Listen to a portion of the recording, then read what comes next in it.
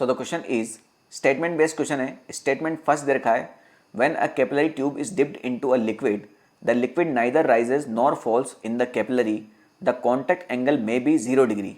तो बेटा कोई भी जब इसको स्टेटमेंट को पहली बार पढ़ेगा तो वो साफ साफ बोल देगा बेटा ये तो फॉल्स है ना, सिंपल सी बात है।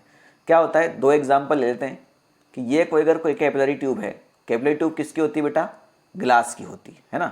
तो ग्लास के अंदर अगर मैं वाटर डालता हूँ तो वाटर कुछ इस प्रकार का शेप बनाता है और कॉन्टैक्ट एंगल क्या होता है, वॉल ऑफ कंटेनर जो लिक्विड के अंदर है और इस लिक्विड के साथ में जो टेंजेंट खींचूंगा उसके बीच का एंगल, ये वाला एंगल आपका एंगल ऑफ कॉन्टैक्ट होगा। और इसी के अंदर में अगर मर्क्यूरी डालता हूँ तो ये कुछ इस प्रकार का शेप बनाती है।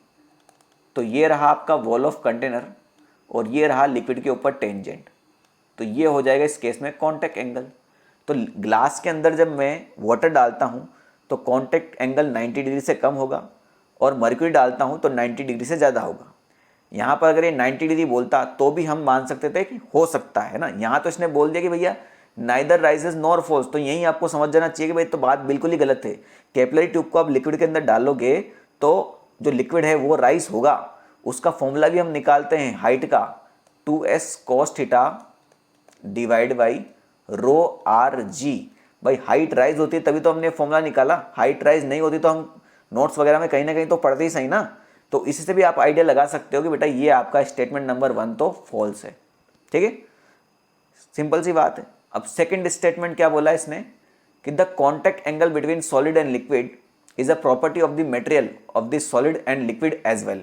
तो ये सामने सामने मैंने दो एग्जांपल लिखे तो हैं भाई, ये क्या है, ग्लास का है ना, तो मतलब सॉलिड हो गया और उसके अंदर वाटर डाला तो कॉन्टैक्ट एंगल ऐसा बनेगा। उसी के अंदर अगर मैंने मर्क्यूरी डालता कॉन्टैक्ट एंगल 90 डिग्री से ज़्यादा बनेगा। तो भैया ये मटेरियल के ऊपर और लिक्विड के ऊपर डिपेंड कर रहा है ना। तो प्रॉपर्टी ऑफ मटेरियल और लिक्विड दोनों के ऊपर डिपेंड करता है। बात समझ में आ गई? ठीक है, तो ये आपका स्टेटमेंट बिल्कुल करेक्ट है। तो स्टेटमेंट फर्स्ट फॉल्स है और ट्रू जो है सेकंड जो है वो ट्रू है। ठीक है, तो फर्स्ट फॉल्स और सेकंड ट्रू, मतलब सेकंड फर्स्ट इनकरेक्ट और सेकंड इज करेक्ट। तो option number 2 is the correct answer. ठीक है।